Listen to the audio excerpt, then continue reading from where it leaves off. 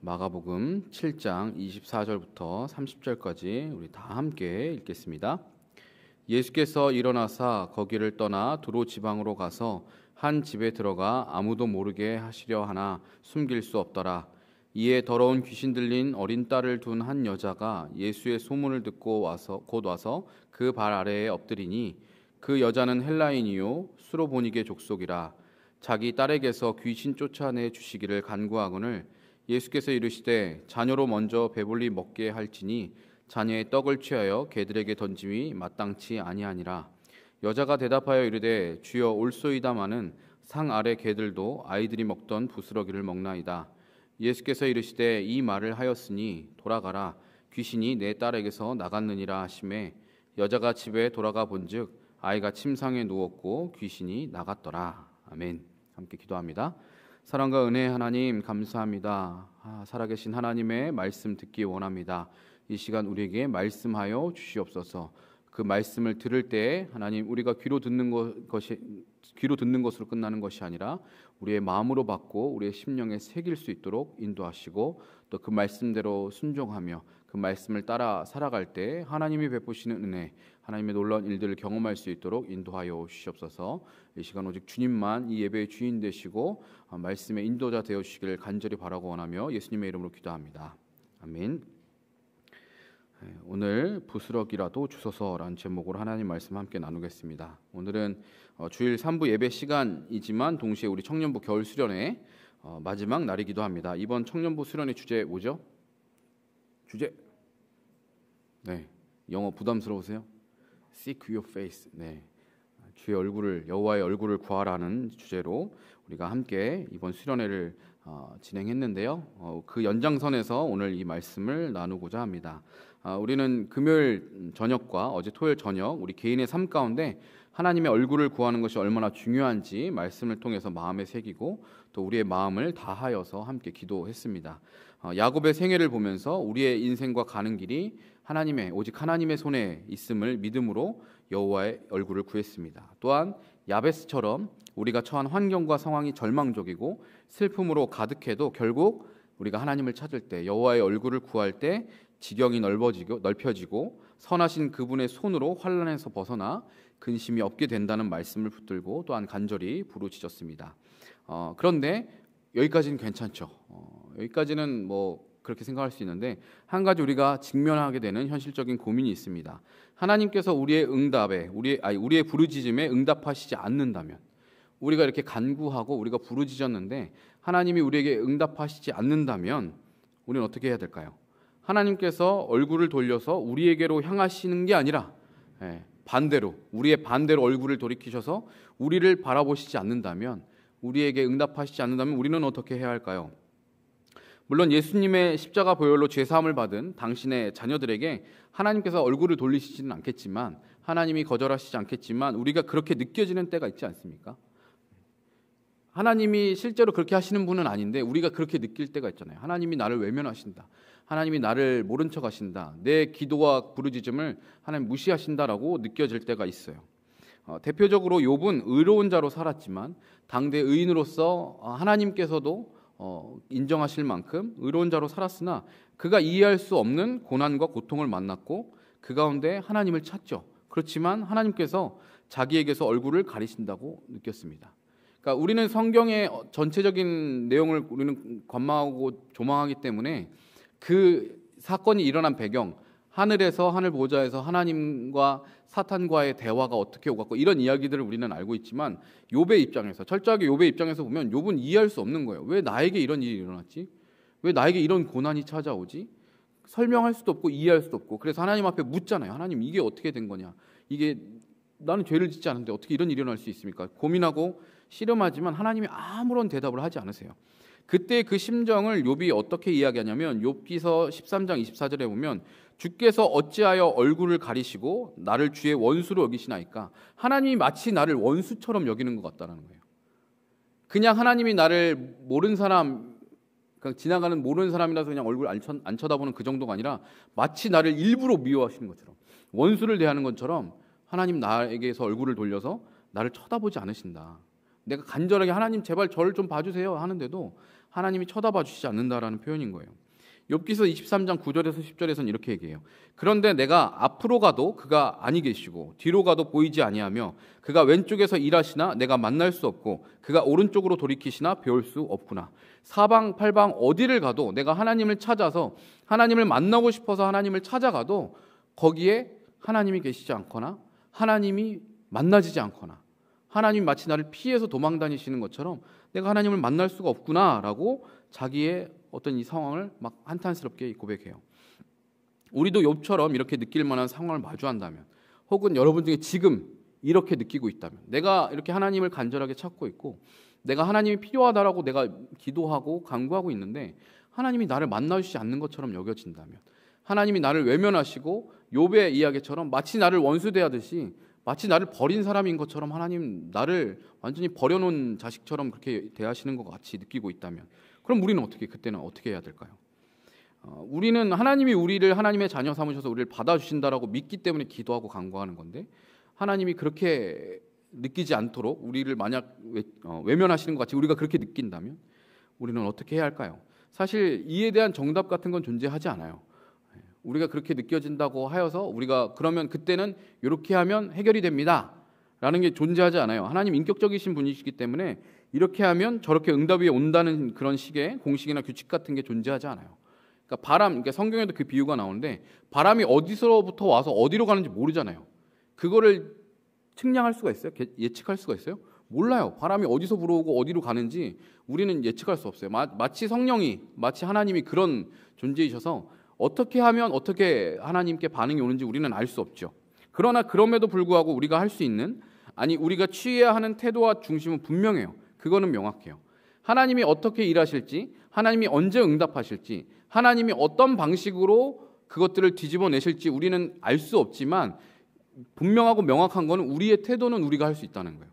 하나님이 어떻게 일하실지는 우리가 예측할 수 없지만 우리 스스로 어떤 태도를 취하고 어떤 제스처를 취할 건지는 우리가 정할 수 있는 거잖아요. 그거는 분명한 거예요.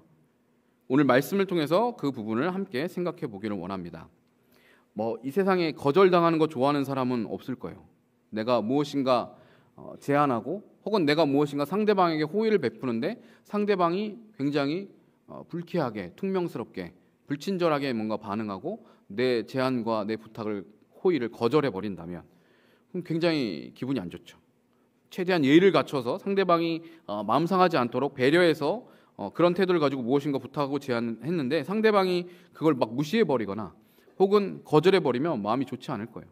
제가 초기에 우리 하늘이교 청소년부 와서 그때 뭐 때문에 선물을 준비했는지 모르겠는데 나름 청소년부 친구들한테 선물을 주려고 우리 아내한테 부탁해서 선물을 나름 이제 이렇게 대단한 선물은 아니었지만 그래도 포장을 해서 이쁘게 포장을 해달라고 해서 그걸 가지고서 줬어요. 근데 예배 마치고 그때 하안동에 우리 교회 있을 때 옆에 국민은행 있잖아요. 거기에 그 선물이 거기 버려져 있더라고요. 그래서 되게 충격을 받았던, 그래서 마음의 상처를 받았어요. 와, 나는 나름 우리 애들을 생각해서 이렇게 선물을 줬는데 그때 버리고 간 애가 혹시 여기 있는 거 아니야? 네, 되게 나름 되게 생각해서 사랑하는 마음으로 준비해서 준 건데 그렇게 그냥 길에 버리고 갔던 거죠.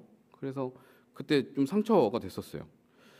누구나 사실 그런 일들을 만나면, 그런 일을 겪으면 기분이 좋지 않죠. 특히 그게 나에게 중요하고 간절한 일일수록 그에 대한 실망감이나 거절감은 아주 클 거예요. 난 너무나 절박해서 정말 간절한 마음으로 이 사람에게 내 마음을 다 이야기하면서 부탁을 했는데 그 사람이 그냥 이런저런 거절해버리거나 내 말을 무시해버린다면 굉장히 기분이 안 좋죠. 오늘 본문에서 예수님은 한 이방 여인을 거절하세요. 이 여인이 자기의 욕심 때문에 무엇인가를 예수님께 구한 게 아니에요. 예수님, 나 이런 거 좀 얻고 싶어요. 예수님이 좀 응답해 줬으면 좋겠어요. 자기 욕심에 따라 이걸 구하는 게 아니고 뭔가 잘못된 걸 구한 것도 아니에요. 이 여인은 더러운 귀신 들린 어린 딸을 두었습니다.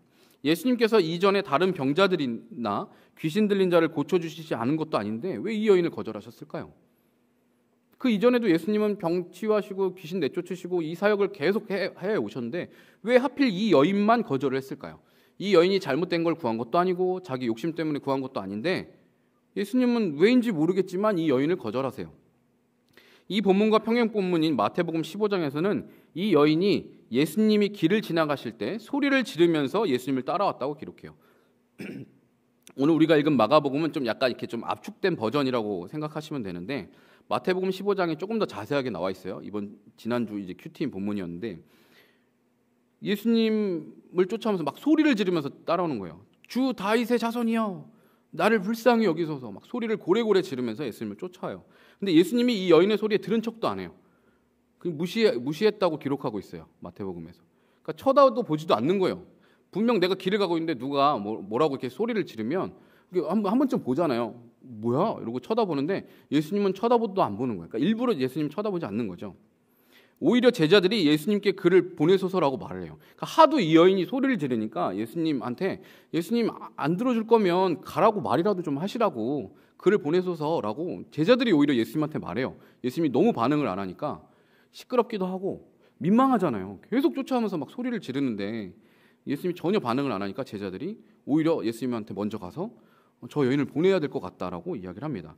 그런데 예수님이 보이시는 반응이 그렇게 해서 어떻게 예수님이 반응을 해주시는데 그 반응이 너무 차가워요. 오늘 마가복음 본문에는 요약해서 예수님이 한 번만 거절한 것으로 그려지지만 마태복음 15장에서는 예수님이 처음에는 무시하시고 첫 번째는 무시하시고 그 다음에는 뭐라고 말씀하시냐면 나는 이스라엘 집에 잃어버린 양 외에는 다른 데로 보내심을 받지 아니하였노라 라고 거절하세요.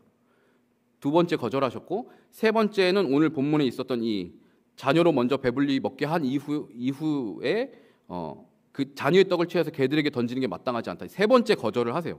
그러니까 총 세 번을 거절하시는 거예요. 예수님이 이 여인을 무시하고 거절하고 예수님이 이 여인을 거절하신 이유도 참으로 차가워요. 납득하기 어려워요. 우리의 어떤 논리적인 생각으로는 납득하기가 어렵습니다. 이스라엘 집에 버린 양 외에는 다른 데로 보내심을 받지 않았다라고 말해요. 여러분 예수님이 유대인만을 위한 분이에요? 그러니까 예수님이 유대인으로 오셨지만 예수님이 유대인만 구원하려고 오신 게 아니잖아요. 그죠? 예수님은 이방인을 위해서도 오신 분이세요. 유대인과 이방인 모두를 위해서 오신 분이시잖아요. 그리고 평소 예수님 안식일에도 병자 치유하시잖아요. 그러면서 예수님 뭐라고 말해요? 생명을 구하는 일이 그만큼 중요하다. 안식일을 어기시면서까지도 할 수 있는 일이다. 생명을 구하는 일이라면 예수님이 그 기존에 갖고 있던 이 랍비들이나 바리새인들이나 이런 사람들이 갖고 있는 사고를 막 뒤집어 버리시잖아요. 안식일을 지키는 것보다 생명을 살리는 게 더 중요하다. 그리고 평소에 막 죄인들과도 교제하시고 막 세리, 막 창기들 이런 사람들이랑 교제하시면서 이 사람들에게 복음을 선포하고 구원받게 하시고 예수님 이런 일들을 하시잖아요. 그리고 그 이전에도 이방인의 부탁으로 병자를 고쳐주세요. 그러니까 마태복음 8장 5절에 보면 백부장이 와서 자기의 하인을 고쳐달라고 말해요. 백부장은 로마 사람인 거잖아요. 그 사람의 부탁을 들어주고 그 사람의 하인을 고쳐줘요. 이방인의 부탁도 들어서 고쳐준 적이 있어요. 근데 예수님이 되는 이유가 거절의 이유가 이방인이기 때문에 들어주지 않는다라는 거예요. 이 여인은 헬라인이고 수로보니게 족속이라고 본문에서 말합니다. 이 여인이 거절당한 근거는 그가 이방 여인이라는 것 외에는 없어요. 그러니까 우리가 납득할 만한 이유가 있어서 이 여인이 내가 알고 보니까 죄가 있어서 너는 그거 받을 수 없어. 그러면 이해할 수 있을 수 있죠. 어떻게든 이렇게 생각해서 이야기를 한다면. 근데 이 여인이 거절당한 근거가 너는 이방 여인이기 때문에 자녀의 떡을 취해서 개에게 던져줄 수 없어. 자식들 먼저 먹여야지 개한테 줄 수는 없어라고 말하는 거죠. 그러니까 이 여인이 거절당한 근거도 참 너무 이상해요. 이해가 안 되는 거죠. 납득이 안 되는 거죠. 어떻게 예수님이 이렇게 하실 수 있죠? 그죠? 아니 어떻게 예수님이 이 여인에게 이렇게 차갑게 말씀하실 수 있고 이런 이해할 수 없는 납득할 수 없는 근거를 가지고 이 여인을 거절하시는 걸까요? 그런데 예수님이 더군다나 이렇게 말씀하시는 거예요. 자녀로 먼저 배불리 먹게 할지니 자녀의 떡을 취하여 개들에게 던짐이 마땅치 아니하니라. 이스라엘 백성이 먼저고 이방인들에게 베풀어 줄 은혜는 없다라고 말씀하시는 거예요. 이 여인을 개에다가 비유하면서 거절하세요. 물론 일반적으로 유대인들의 사고관 속에 이방인들을 개처럼 취급해요. 그게 일반적인 이 사회적인 어떤 분위기이고 관념이었어요. 유대인들은 자기 유대인들 아니면 다 제가 자주 표현하죠. 지옥의 땔감, 그냥 개, 무가치한 자들. 상종을 안 해요. 상종을 안 하고 그 사람들이랑 같이 밥 먹으면 그것도 죄라고 여기는 사람들이었어요. 그 정도로 이방인들을 철저하게 배제하고 무시하고 했던 게 유대인들의 사고관이죠. 그런데 예수님은 그렇게 말씀하시면 안 되는 거잖아요. 그죠? 그러니까 예수님이 그걸 모르는 분이 아닌 거잖아요. 이방인들도 구원의 대상이고 하나님이 구원하기 원하시는 대상들이다라는 걸 예수님 모르고 이 얘기를 하는 게 아닌 거잖아요. 예수님 알고 있잖아요. 그리고 예수님은 이렇게 말씀하시면 안 되는 거잖아요. 그러면 이상하네. 왜 예수님이 이렇게 거절을 하실까? 물론 예수님 거절하실 수 있죠. 예수님은 고쳐주실 권한도 있고 고쳐주시지 않을 권한도 있어요. 예수님 거절하실 수 있어요. 그런 권한이 예수님께 있죠. 그런데 이런 말로 거절하는 건 아니지 않나요? 그죠? 굳이 이렇게까지 막 상처를 마치 막 헤집어가지고 막 아프게 해가지고까지 거절하실 필요는 없잖아요. 그냥 적당한 말로 둘러대면서 미안하지만 오늘은 내가 더 이상 할 여력이 남아있지 않으니까 다른 날 와라. 뭐 그러실 수도 있는데 굳이 왜 이렇게 말씀하시는 걸까요? 어떻게 예수님이 이런 말을 하실 수 있을까요? 예수님이 이 여인을 완전히 거절하는 것을 넘어서 우리가 느끼기엔 마치 멸시하는 것처럼 느껴져요. 이 여인을 완전히 짓밟고 무시하는 것처럼 보여져요. 만약 여러분이 이 스로보니게 여인이었다면 어떻게 반응했을 것 같아요? 여러분이 이 여인의 입장이 되어서 한번 상상을 해보세요. 여러분이 예수님한테 쫓아와서 정말 절박하게 예수님 좀 살려주세요. 도와주세요. 어떻게 해야 될지 모르겠어요. 좀 도와주세요 하는데 예수님이 여러분 무시하는 걸 넘어서 여러분의 자존심을 막 짓밟으면서 그렇게 막 모욕적인 말을 해요. 그럼 예수님한테 여러분들 어떻게 반응하시겠어요? 그런데 지금 이 여인은 화를 내거나 막 수치심을 느끼는 게 아니라 오히려 예수님을 더 붙잡아요. 그렇게 예수님이 소위 말해서 이렇게 막 모욕을 주는데 마치 얼굴에 침 뱉는 것처럼 막 이렇게 모욕을 주는데도 이 여인이 그것 때문에 막 수치스러워하거나 혹은 막 화를 내는 게 아니라 오히려 더 예수님 붙들어요. 그러니까 애초에 아예 예수님한테 말을 할 때 그 발 아래 엎드려서 말을 해요. 처음에는 쫓아오지만 그 마태복음 15장에는 처음엔 쫓아왔다가 예수님이 멈춰서 이야기를 하니까 예수님의 발 아래 엎드려서 절을 하면서 얘기해요. 예수님이 안 돼, 안 들어줄 거야 하는데 엎드려서 제발 도와달라고, 주여 나를 도우소서라고 이야기를 해요. 그러니까 그만큼 이 여인은 지금 절박한 거예요. 그러니까 자기의 자존심이고 뭐고 생각할 게 없어요. 우리가 만약에 우리가 하나님께 기도했는데 응답하시지 않아요? 근데 우리가 하나님 앞에 화를 내면서 어떻게 이럴 수 있어요? 아직 절박하지 않은 거예요. 어떻게 보면. 그렇다고 해서 물론 단정지어서 말할 수는 없죠. 네. 나 하나님 앞에 화냈는데 내가 절박하지 않은 거야? 또 그렇게 너무 생각하시지 마시고 더 절박한 마음이 있어야 돼. 어떻게 보면 이 여인은 그만큼 절박한 거예요. 그건 아무런 문제가 되지 않는 거예요. 내가 욕먹는 거, 내가 무시당하는 거, 예수님이 나를 멸시하는 거, 예수님이 어떻게 그러실 수 있어? 그런 거 생각할 겨를도 없어요. 지금 이 여인은 자기의 딸을 고치는 것 말고는 더 중요한 문제가 없어요. 예수님이 아니면 내 딸을 살릴 수 없다는 그 간절함이 이 여인에게는 있는 거예요. 내 인생의 정답은 예수님밖에 없어. 해답은 이 예수님이 살려주지 않으면 나는 소망이 없어. 그러니까 이 예수님 지금 여기서 놓쳐버리면, 예수님한테 거절당하면 이 여인은 더 이상 살 수 있는 방법이 없는 거예요. 그러니까 예수님이 그렇게 말을 해도 그래도 좀 제발 도와달라고 말하는 거예요. 이 여인에게는 딸이 더러운 귀신에 들린 것이 큰 고난과 고통이었지만 그녀가 예수님을 붙잡고 은혜와 구원을 간구하게 만드는 원인이 됐어요. 그게 고통과 절망과 아픔이지만 오히려 이게 이 힘든 이 상황이 이 여인으로 하여금 예수님 앞에 절박하게 매달리게 하는, 예수님의 응답을 얻어내게 만드는 그 원인, 힘이 돼요. 원동력이 돼요. 그래서 고난이 우리에게 복이라고 말하는 거예요.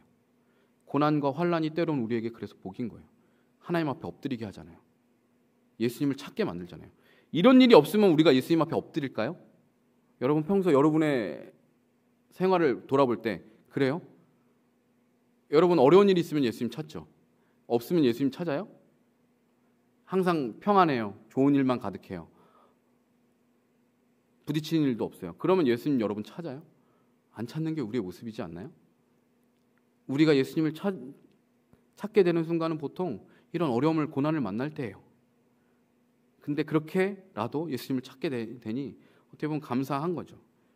그렇게 우리 안에 절박함이 있고 간절함이 있을 때 결국 예수님 찾게 돼요. 이 여인이 그랬던 거죠.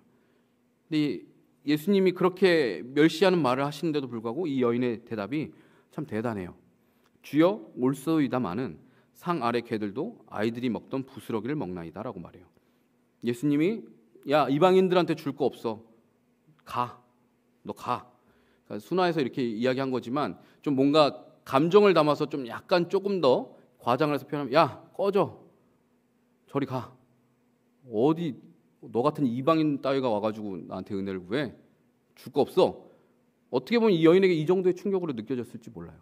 예수님 그렇게 말씀하시는데 이 여인이 화를 내거나 억울해하거나 포기한 것이 아니라 아니 어떻게 예수님 그럴 수 있어? 화를 내거나 아니면 너무 억울하다. 하나님이 어떻게 이렇게 불공평하시지? 그리고 포기한 게 아니라 예수님께 부스러기라도 달라고 말하는 거예요. 예수님 말이 맞는데요. 부스러기 정도는 주실 수 있잖아요. 그거 조금은 주실 수 있잖아요. 라고 말하는 거예요. 이 여인의 고백에서 무엇보다 놀라운 건 이 여인이 예수님의 그 비유를 그대로 인정하는 거예요. 주여 올소이다마는 맞다는 거예요. 예수님 나를 개라고 비유하셨는데 맞다고. 그걸 인정해요. 자기의 그 처지를 자신의 모습을 인정해요. 우리는 이게 참 안 돼요. 만약에 예수님이 우리에게 이런 식으로 표현한 만약에 개라고 표현 우리 문화권에서도 개도 욕이잖아요. 이렇게 비유해서 표현한다면 여러분 인정할 수 있어요? 맞습니다. 저는 개 같은 존재입니다. 좀 어감이 좀 그렇네요. 여러분 인정할 수 있겠어요? 하나님이 우리에게 만약에 이런 표현을 하신다면 아니 하나님 어떻게 나한테 그런 말을 하지? 그렇게 생각하시겠어요? 우리 이게 참 안 돼요. 내 모습 있는 그대로를 인정하고 하나님 앞에 엎드리는 것 이게 어려워요. 주님 앞에서조차 우리는 내 생각이나 판단이 맞다고 주장해요. 아니라고. 이번엔 하나님이 틀렸어요. 아니죠. 하나님 그렇게 하시면 안 되죠. 우리는 하나님 앞에서조차 내 생각과 판단이 맞다고 주장할 때가 많아요. 하나님이 틀렸다고 말해요. 다른 건 몰라도 하나님이 이번만큼은 하나님이 틀렸다라고 하나님 나한테 그런 거 강요하지 마시라고 말해요. 그런데요. 하나님은 100% 옳으신 분이에요. 하나님은 틀릴 수가 없는 분이죠. 하나님이 틀린 분이면 하나님이 아니겠죠. 하나님은 100% 옳으신 분이에요. 이게 인정이 안 되면 이 부분이 인정이 안 되면 만약에 이 여인이 이 부분이 인정이 안 됐으면 은혜를 못 누렸을 거예요. 이게 인정이 안 되면 내가 틀렸고 죄인임을 인정하지 못하면 우리는 은혜를 못 누리는 거예요. 은혜를 주셔도 은혜를 은혜로 여기지 못해요. 내 마땅한 투쟁의 결과라고 여기지 내 수고와 노력의 대가라고 여기지 그걸 은혜로 절대 여기지 않아요. 내가 100% 죄인이고 하나님이 100% 옳으신 분이라는 것이 인정되지 않으면 우리가 죄인이라는 것을 인정하고 하나님 앞에 엎드리지 않으면 은혜를 누릴 수 없는 거고 은혜가 은혜로 깨달아지지도 않아요. 이 여인은 자신을 개에 비유한 예수님의 말에 그 말이 맞다고 인정해요. 하지만 거기서 그치거나 포기하지 않고 그 개들조차 주인의 아이들이 먹던 부스러기라도 먹지 않습니까? 저한테 그 부스러기 은혜라도 베풀어 주세요 라고 말하는 거예요. 맞아요. 근데 제가 양심 없는 거 알지만 제가 제 모습이 저도 부끄럽지만 그래도 하나님 예수님 그 부스러기 은혜라도 좀 주세요. 그거마저 없으면 저는 죽어요. 이렇게 말하는 거예요. 모든 자존심, 자기의 의, 체면 모두 다 내려놓고 엎드려요. 이게 바로 하나님의 얼굴을 구하는 사람의 태도예요. 하나님의 얼굴을 구한다라는 건 그저 주면 주고 말면 어쩔 수 없고 그게 아니라 내 모든 걸 다 꺾고 내려놓고 하나님 앞에 바짝 엎드리는 거예요. 전후 상황과 배경을 고려할 때 예수님께서 이 여인을 거절하신 이유는 이 여인을 미워하거나 이방인들을 차별해서가 아니에요. 이 여인의 믿음을 보시기 위해서 테스트하고 그 믿음의 고백을 이끌어내기 위해서 예수님이 이 상황을 만드신 거예요. 어찌 보면 좀 잔인한 것 같고 너무한 것처럼 보이지만 그렇게까지 해야 되나? 라고 보이지만 중요한 건 이 여인은 자신의 소원대로 딸에게서 귀신이 나갔어요. 그럼 된 거예요. 예수님 꼭 굳이 그렇게까지 그건 우리의 판단이죠. 예수님은 그렇게 하실 수 있고 예수님이 생각하시는 것과 우리가 생각하는 것이 다를 수 있어요. 우리가 보기에는 너무 차가우시다, 너무 잔인하시다. 근데 아닐 수 있어요. 하나님의 입장에서는. 근데 어쨌든 중요한 건 이 일을 통해서 예수님이 이 상황을 만드셔서 이렇게 대하시는 걸 통해서 이 여인은 자기의 소원을 성취했어요. 자기의 딸이 귀신 들렸던 자기 딸이 고침을 받는 일을 얻었어요. 하나님의 일과 방식은 우리의 작은 생각과 지식, 경험으로 다 이해할 수 없어요. 내 판단과 이해, 지식과 경험으로 하나님의 옳고 그름을 판단하려고 해서는 안 돼요. 우리의 이성으로 다 이해가 된다면 그건 사람이지 하나님이 아니죠. 내 생각으로, 내 이성으로, 내 논리로 다 이해되고 설명될 수 있는 존재면 그건 더 이상 사람이지 하나님이 아니죠. 우리가 다 이해 안 되어도, 납득이 되지 않아도 변하지 않는 진리가 있어요. 하나님은 우리를 거절하는 분이 아니시라는 사실이에요. 이게 말이 모순인 것 같죠? 하나님이 나를 거절하시는 것 같은 상황을 마주해요. 그런데 하나님은 우리를 거절하는 분이 아니에요. 하나님은 당신을 찾는 자를 외면하시는 분이 아니시라는 사실, 변함없는 진리예요. 성경에 약속되어 있고 기록되어 있어요. 성경에 약속되어 있으면, 기록되어 있으면 그 말은 진리예요. 이걸 어기면 하나님은 거짓말쟁이가 되는 거예요. 하나님이 아닌 거예요. 하나님은 약속한 걸 반드시 이루시고 성취하시는 분이라고 되어 있어요. 근데 하나님이 약속한 걸 안 들어주신다? 지키지 않는다? 그럼 하나님 거짓말쟁이죠. 하나님이 아니죠. 그렇기 때문에 하나님은 하나님을 찾는 자, 당신을 찾는 자들에게 상 주시고 그들을 만나주시는 분이라고 성경에 기록되어 있는데, 그렇게 안 되면 그럼 하나님 거짓말한 거예요. 그런 하나님 믿을 이유가 있어요? 하나님은 어길 수 없는 거예요. 그 약속을 어기실 수 없는 분이에요. 하나님도 못하는 게 있다고 담임 목사님 종종 이야기하시죠. 하나님 자기가 한 약속, 자기가 뱉은 말을 어길 수 없어요. 그걸 하나님 할 수가 없어요. 그러므로 우리가 하나님이 나를 거절하시는 것처럼 느낄 수는 있어도 하나님은 우리를 거절하실 수 있는 분이 아니시라고요. 그건 일어날 수 없는 일이에요. 우리가 그렇게 느껴지는 것뿐이겠죠. 그리고 하나님은 100% 선하신 분이세요. 그분이 하시는 일에는 어둠도 없고 그림자도 없다고 해요. 하나님은 100% 옳은 분, 선하신 분, 거룩하신 분이세요. 그분이 무언가 행할 때 우리가 그것이 악하다, 의롭지 못하다고 느낀다면 그건 우리의 무지와 한계가 하나님의 계획과 생각을 다 이해하지 못하기 때문이에요. 욥도 결국에 결론에 가서 뭐라고 얘기해요? 하나님이 마지막에 그렇게 욥이 질문하고 하나님을 완전히 뒤돌아서 하나님을 떠나고 이런 건 아니지만, 그 이해되지 않는 자기의 인생의 이 고난을 만나면서 계속 한탄하고 친구들과 계속 논쟁하고, 근데 하나님이 마지막에 나타나서 욥에게 왜 그 일이 있었는지 설명해 주지 않아요. 하나님이 어떤 분이신가를 쭉 나열하세요. 너 이거 설명할 수 있어? 너 이거 이해할 수 있어? 그러니까 욥이 마지막에 뭐라고 얘기하냐면 바짝 엎드려서 내가 무지한 말로 하나님에 대해서 내가 안다고 떠들어댔다고. 그 말 한마디면 끝나는 거예요. 우리가 하나님이 악하시다, 하나님 거절하신다, 의롭지 못하신다, 우리가 그렇게 느껴진다면 그건 우리의 무지와 한계 때문인 거예요. 그러므로 중요한 건 내가 이해를 하느냐 못하느냐의 문제가 아니라 이해가 안 될 때 어떻게 할 건가요? 이해가 안 될 수 있어요. 납득이 안 될 수 있어요. 근데 중요한 건 이해와 납득이 안 되니까 하나님은 선한 분이 아니야, 하나님은 없어, 이 결론이 아니라 그러면 난 어떻게 할 건가? 하나님은 내가 이해할 수 없는 분이고 다 납득할 수 없는 분이야.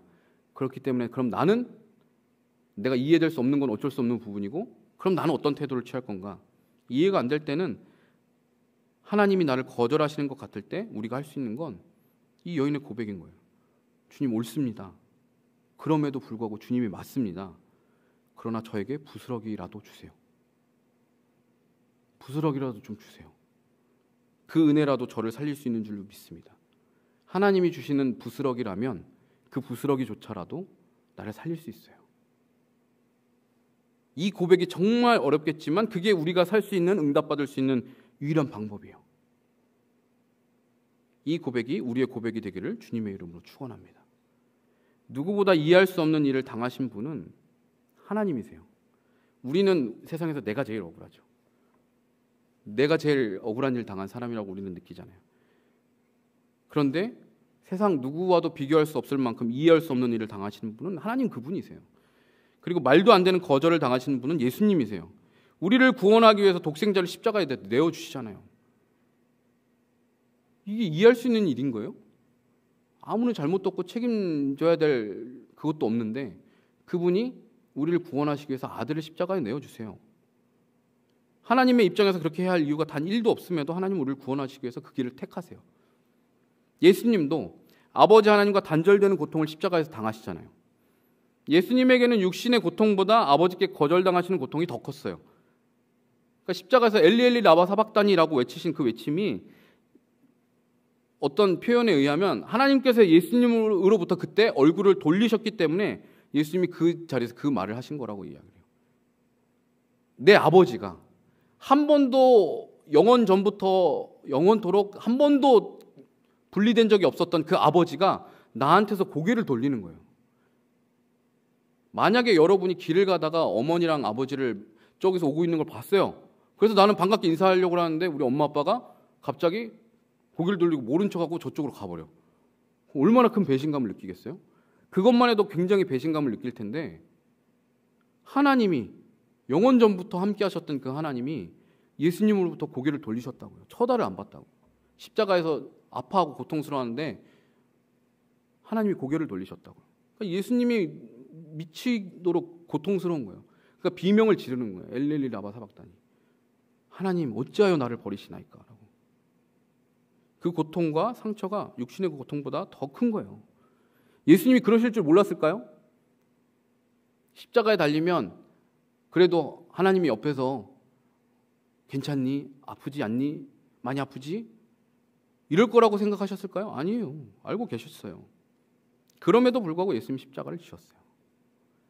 알고 했는데도 고통스러운 거예요. 이 세상 누구보다 이해할 수 없는 일을 당하신 분 하나님이시고 우리와는 비교도 안 될 거절을 당하신 분 예수님이세요. 우리 또한 그런 상황을 맞이할 때 우리가 느낄 때 그렇게 느낄 때 하나님이 나를 거절하시는 것 같고 하나님이 선하시지 않은 것 같고 하나님이 나를 외면하시는 것 같고 하나님이 틀리신 것 같이 느껴질 그때 그렇게 느낄 수 있으나 하나님이 어떤 분이신지 떠올릴 수 있기를 원합니다. 사랑하는 여러분, 여러분은 정말 하나님이 필요하신가요? 정말 하나님 필요하세요? 하나님의 은혜를 필요로 하고 여러분 구하고 계십니까? 하나님 저에게 부스러기라도 주세요. 저는 하나님이 주시는 부스러기 은혜라도 받고 싶어요. 저에게 그 부스러기 은혜라도 없으면 저는 살 수가 없어요. 제 인생은 하나님의 도우심 없이는 아무것도 할 수가 없고 하나님의 은혜 없이는 저는 아무것도 아닙니다. 제게 하나님의 은혜를 부어주세요. 여러분 그런 심정으로 하나님 예수님 믿고 계세요? 이게 내가 그렇게 깨닫고 싶어라고 한다고 사실 잘 되지는 않을 거예요. 그렇지만 우리가 하나님을 그런 분으로 또 하나님을 그렇게 필요로 해야 되는 것은 필요로 해야 된다는 사실을 기억할 수 있길 바랍니다. 만약 여러분이 하나님을 필요로 느끼지 못하고 있다면 저는 이렇게 기도할 거예요. 고난을 통해서라도 주님, 저 친구가 주님을 찾고 만날 수 있게 해달라고. 이거는 저주가 아니에요, 여러분. 여러분을 생각해서 하는 기도인 거예요. 만약에 그가 고난을 통해서라도 하나님을 찾고 만날 수 있다면 하나님 그렇게 해주세요. 여러분이 만약 스스로 하나님의 얼굴을 구하지 않고 찾지 않는다면 하나님을 찾을 수밖에 없는 환경과 기회를 달라고 저는 기도할 것 같아요. 그게 그 사람을 살리는 길이니까. 그 사람을 위한 길이니까.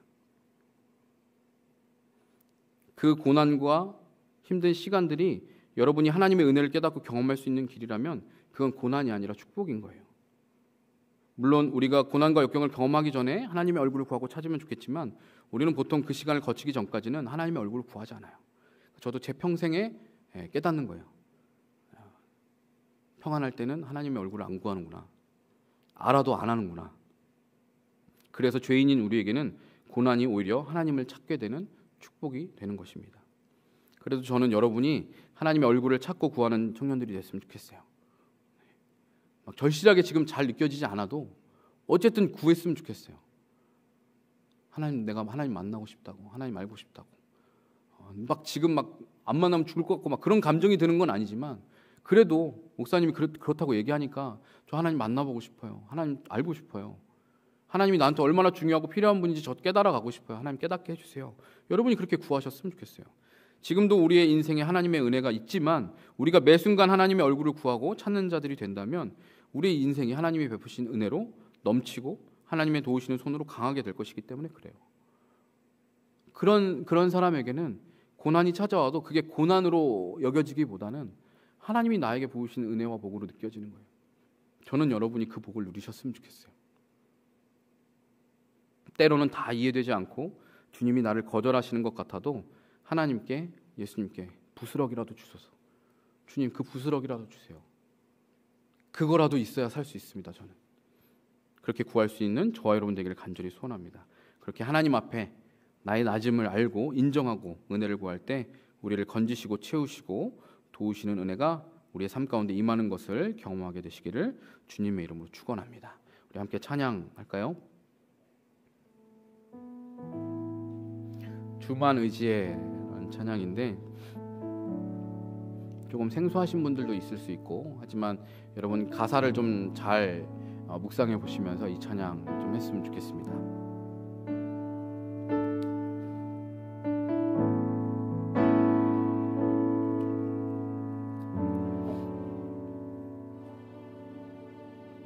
마이크 켜주셔야죠.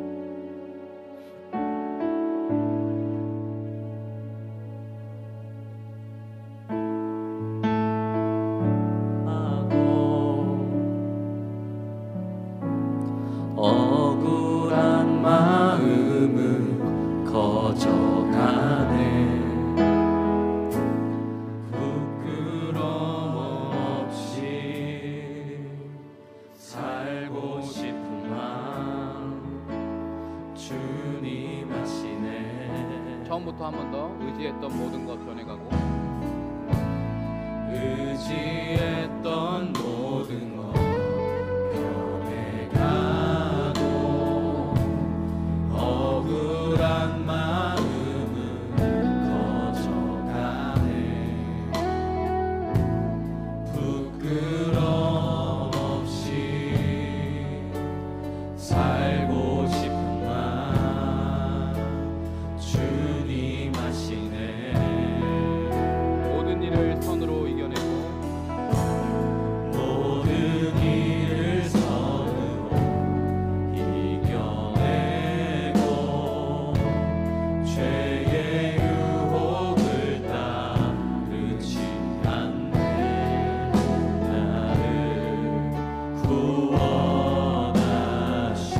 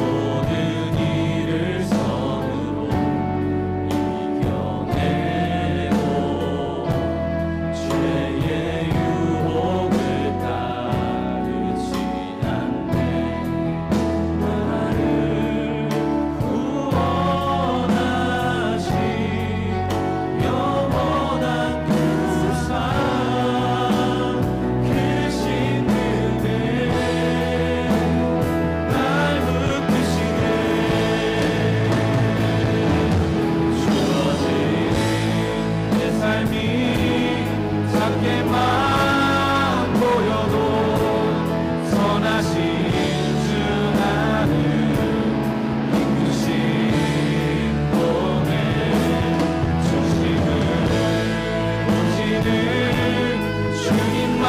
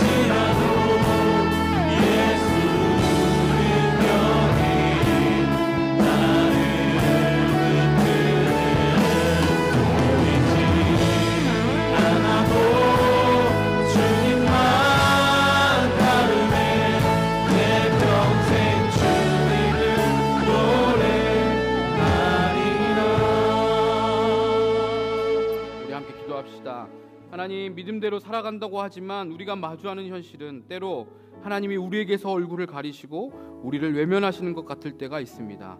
우리의 억울한 마음은 커져가고 답답하고 원망스러운 마음이 들 때가 있습니다. 그러나 그때조차 우리 믿음의 눈을 들어 여호와의 얼굴을 구하는 자이기를 원합니다.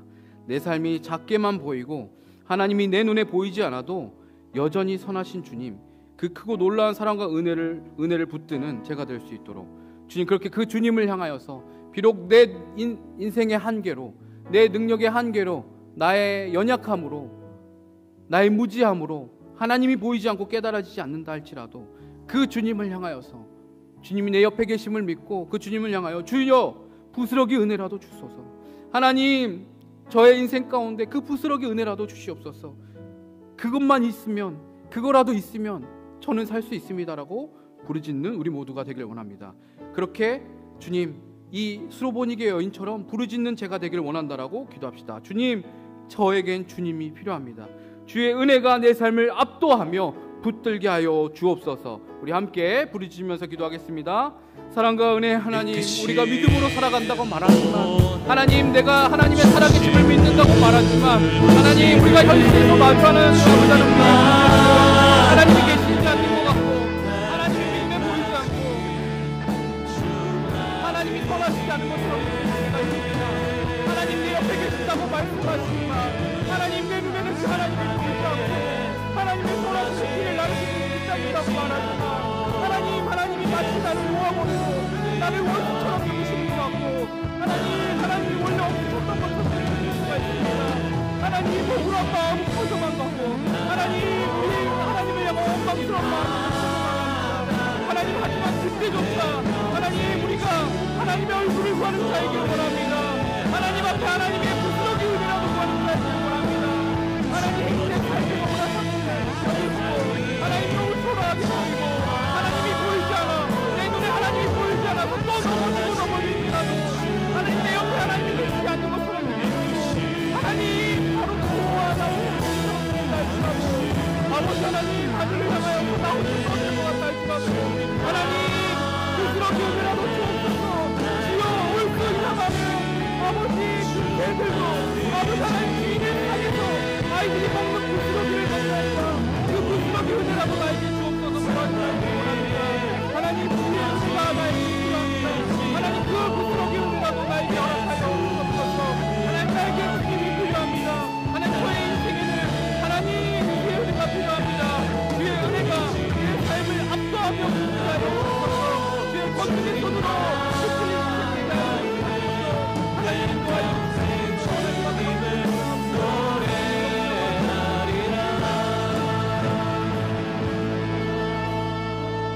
시간 한 번만 더 우리 간절하게 기도합시다. 주님, 이 수로보니게 여인처럼 우리의 비천함과 한계를 깨닫고 내 인생에 주님이 반드시 필요하다는 사실을 알게 하여 주시옵소서.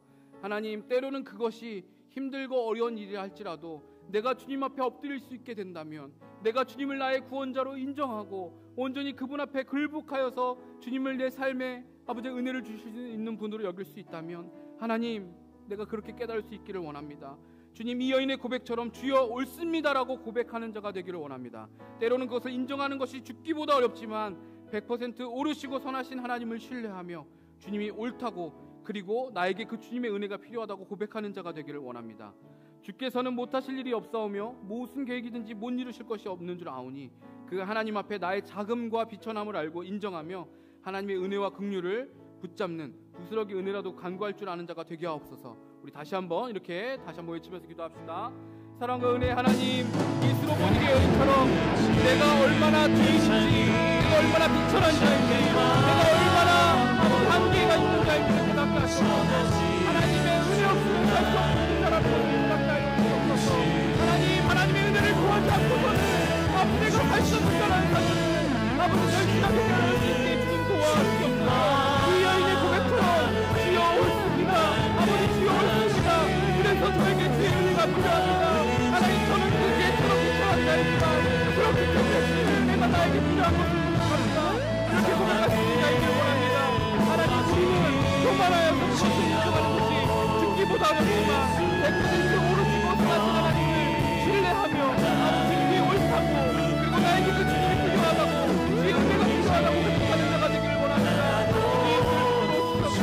하나님, 주님께는 아버지 못하실 일이 없사오며 무슨 계획이든지 못 이루실 일이 없사오며 그 하나님 앞에 하나님 나의 자금을 알고 나의 비천함을 알고 인정하며 하나님의 은혜와 긍휼을 붙잡기를 원합니다. 하나님의 도우심을 구하시는 자입니다.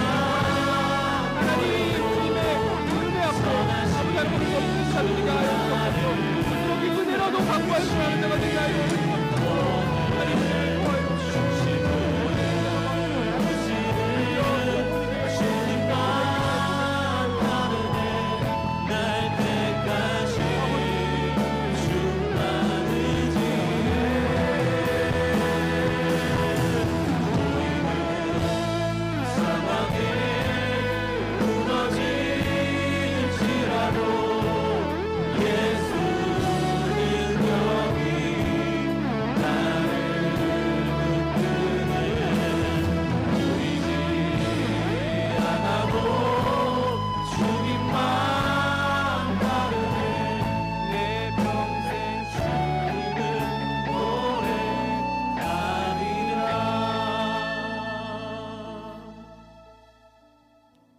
무지한 말로 이치를 가리는 자가 누구니까? 나는 깨닫지도 못한 일을 말하였고 스스로 알 수도 없고 헤아리기도 어려운 일을 말하였나이다. 내가 말하겠사오니 주는 들으시고 내가 주께 묻겠사오니 주여 내게 알게 하옵소서. 내가 주께 대하여 귀로만 듣기만 하였사오나 이제는 눈으로 주를 배옵나이다. 그러므로 내가 스스로 거두어 드리고 티끌과 재 가운데서 회개하나이다. 주님, 우리의 한계와 우리의 무지함과 우리의 연약함으로 하나님이 절대 우리를 포기하지 않으시고 버리지 않는 분이신데, 우리에게서 고개를 돌리지 않는 분이신데, 우리는 마치 하나님이 우리를 버리신 것처럼, 나를 원수를 대하시는 것처럼 하신다고, 나를 무시하시고 나를 멸시하신다고 느끼는 때가 있습니다. 우리가 하나님이 그런 분이 아니시라는 사실을 머리로는 알지만 우리가 마주하는 현실 가운데 하나님, 여전히 우리가 그렇게 느낄 때가 있음을 고백합니다. 하나님, 우리의 어리석고 연약한 아버지 하나님 이런 모습을 주님 불쌍히 여겨주시고, 하나님, 그러한 순간에 우리가 마주한다 할지라도, 때로는 우리가 넘어지고 아버지 하나님 우리가 무너진다 할지라도 여전히 살아계신 하나님의 능력을 붙드는 자들이 되게 하여 주시옵소서. 우리 눈에 보이지 않는다 할지라도 주님은 100% 선하시고 100% 옳으신 분이시라는 사실을 믿고 오늘도 믿음으로 고백하며 기도하는 자들 되게 하여 주시옵소서. 나의 기도가 하나님 허공을 아버지 하나님 울리는 그냥 공허한 외침같이 느껴지는 그 순간에도 하나님 살아계신다라고, 주님 선하시다라고, 주님 옳습니다 하지만 주님 그럼에도 불구하고 그 부스러기 은혜라도 저에게 주옵소서. 그 부스러기 은혜라도 있어야 제가 살 수 있는 자입니다 인정하고 주님 앞에 엎드리는 겸손한 믿음의 백성들 되도록 인도하여 오시옵소서. 우리를 선하신 손길 가운데 늘 붙드시고 우리 가운데 함께 하심을 확신케 하시고 인도하실 주님만 바라보고 의지합니다. 살아계신 예수님의 이름으로 기도합니다. 아멘.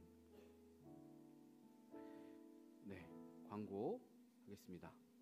네, 이번 주는 바로 축도를 안 했네요. 다행입니다. 광고 내용은 여러분 주보를 참고해 주시고요. 오늘 이 예배를 마지막이 아니죠. 네, 오늘 이 예배와 이후의 후속 마무리 프로그램까지 해서 우리 청년부 수련회 겨울 수련회를 마치게 되겠고요. 함께해 주셔서 너무너무 고맙고, 또 저는 교회에서 하니까 여러 가지로 좀 걱정도 많이 됐는데 그래도 우리 청년부 지체들이 잘 참여해주고 또 적극적으로 참여해서 우리 임원들이 고심하면서 준비한 프로그램이 여러분들이 그렇게 참여해 주셨기 때문에 멋지게 잘 빛났던 것 같습니다. 너무너무 감사드리고 여름에도 우리 좀 함께 했으면 좋겠습니다. 여름에는 외부로 나갈게요. 네, 교회에서 하니까 저는 좀 힘들었어요. 다음에는 꼭 외부로 나갈 수 있도록 할 테니까 그때도 함께 해주시고요. 이번 주 우리 청년부 수련회에 이어서 다음 주에는 금토주일은 우리 청소년부 수련회가 있습니다. 여러분들 함께 기도해 주시고, 지난번에 광고에서 또 함께 스텝으로 섬겨 주실 수 있는 분들도 충원이 됐을 텐데 이제는 여러분들 이제 함께 기도해 주심으로 우리 청소년부 수련회 안전하고 건강하게 은혜 가운데 잘 다녀올 수 있도록 여러분 함께 기도해 주시기 바랍니다. 지난주에 광고했던 것처럼 이제 튀르키예 시리아 지진으로 인해서 이 땅을 돕기 위한, 그 재난을 돕기 위한 구호 특별 헌금을 이제 한다고 말씀드렸는데, 여러분들 이번 주에 온라인으로 헌금하실 때 혹은 뭐 실제로 헌금을 봉투에 담아서 하신다면 요거를 표기하셔서 헌금하셨으면 좋겠고, 헌금만 하고 끝이 아니라 여러분들 이 땅을 위해서 계속 기도해 주시기 바랍니다. 만약에 저게 우리 땅에서 일어났다면 얼마나 비참한 일일까요? 특히나 우리 담임 목사님이 이제 저 역사적인 어떤 배경과 이제 상황에 대해서 이야기해 주셨는데, 튀르키예라고 하지만 사실은 쿠르드 난민이라고 말하는 역사 속에서 가장 불쌍한 민족 중에 하나인 사람들이 사실은 튀르키예 정부에 그렇게 큰 많은 보호와 도움을 못 받는 대상들이에요, 대부분이. 그래서 사실 피해가 그래서 사실 더 큰 거고, 가난하고 힘없는 사람들이기 때문에 국제사회의 도움과 이게 어느 때보다 더 절실하게 필요한 땅입니다. 그래서 우리가 직접 그 땅에 갈 수는 없지만 함께 기도했으면 좋겠고, 하나님 이 땅에 있는 백성들에게 하나님 긍휼과 은혜를 베풀어 달라고 좀 같이 계속해서 기도해 주시면 좋을 것 같습니다. 그리고 다음 주 토요일 날 우리 청년 유우종 형제가 결혼을 합니다. 네, 우리 잘 모르시는 분들은 우리 유현진 자매 오빠라고 아시면 되겠고요. 네, 결혼을 하는데 여러분들 아시는 분들 같이 축하해 주시고 축복해 주시고 기도도 해 주시고 하면 감사하겠고요. 함께 참여하실 수 있는 분들은 함께 참여해 주시면 감사하겠습니다. 다음 주 토요일 날 25일 오전 11시에 수원에서 결혼식이 있습니다. 큐티인 3, 4호로 로비에서 자유 판매합니다. 늘 말씀드리지만 한 주면 거의 대부분 나갑니다. 그러니까 이번 주 오늘 안 사시면 다음 주는 온라인으로 주문하셔야 된다고 생각하시면 돼요. 꼭 다 지나고 나서 저한테 안 남았어요 물어보시는 분들이 계세요. 그러니까 늘 말씀드리는 건데 꼭 미리 구입하시기를 바라고요. 또 이렇게 말했더니 사놓고 어디에다 뒀는지 모르시는 분들도 간혹 있습니다. 네, 사놓고 잘 보이는 데다 두세요. 다음 달 큐티 날짜 아직 안 왔다고 어디다가 놨다가 까먹지 마시고 잘 보이는 데 두시고 3, 4월도 기대하는 마음으로 말씀 묵상 힘쓰셨으면 좋겠습니다. 그리고 오늘 청년부 수련회 이동하는 거 관련돼서는 시상하고 설문하고 후속 프로그램 한 다음에 제가 광고를 하도록 하겠습니다. 네, 이제 다 함께 자리에서 일어나서 우리가 드린 헌금 하나님 앞에 찬양과 함께 올려드리고 축도함으로 예배를 마치겠습니다.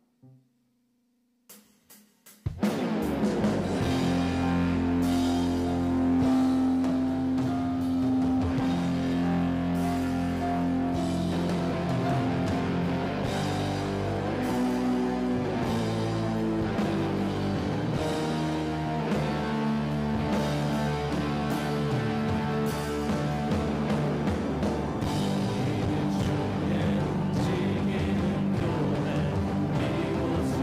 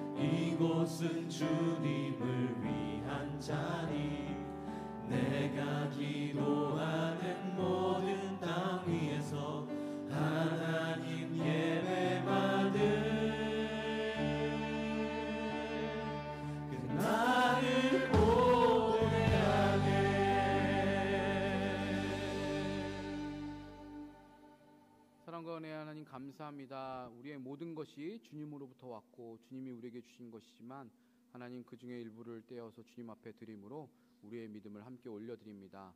하나님 우리가 드린 예물을 기뻐 받아주시고 하나님 우리의 삶 전체가 하나님 앞에 흠양되는 제물이 될 수 있도록 제사가 될 수 있도록 우리를 사용하여 주시옵소서. 사랑하는 청년들의 걸음걸음마다 주님이 동행하여 주시고 은혜가 넘치게 하시고 복이 있게 하여 주셔서 하나님 어디서든지 그리스도인으로서 하나님 기뻐하시는 주의 백성으로서의 삶을 살아감으로 주변에 복음을 드러내고 전하는 자들이 되도록 축복하여 주시옵소서. 이제는 우리 주 예수 그리스도의 은혜와 하나님 아버지의 놀랍고 크신 사랑과 성령 하나님의 위로교통 기름 부으심이 오늘 비록 내 눈에 주님이 잘 보이지 않고 주님이 계시지 않는 것처럼 느껴지는 그 순간에라도 주여 옳습니다. 주님 그 부스러기 은혜라도 나에게 허락하여 주옵소서. 믿음으로 구할 수 있는 그렇게 주님 앞에 구하기로 결단하는 사랑하는 청년들 성도들 머리 위에 이제로부터 영원토록 함께 있을지어다.